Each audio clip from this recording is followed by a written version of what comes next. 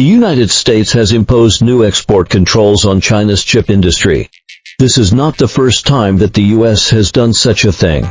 As for the purpose, I think it's quite simple. It aims to safeguard its remaining technological lead in chips and thus maintain its shaky alliance relations. Then, can the US succeed?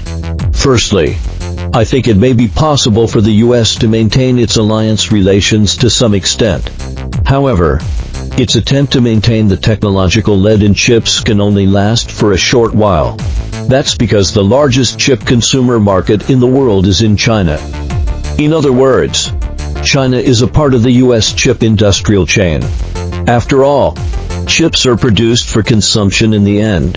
This is also the reason why the US only knows to impose sanctions and bans on the sales of chips to China, but is reluctant to ban the sales of Apple mobile phones or Tesla in China. If one day, China follows the example of the US and requires that all electronic products sold in China should use Chinese chips on the grounds of national security, won't the US chip industry go bankrupt? After all, everyone has witnessed whether US chips are secure or not during the Israel-Palestine conflict.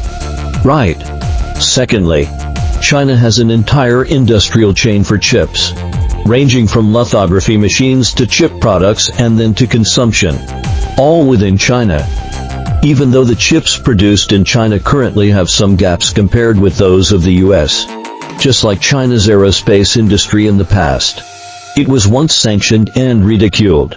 But now China can independently produce its own space station, unlike the US, whose lithography machines are in the Netherlands and whose chip production is scattered across various countries around the world.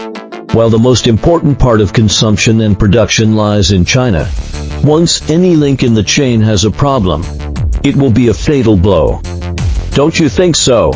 Therefore, I believe that the US sanctions on China's chip industry are definitely not a wise choice.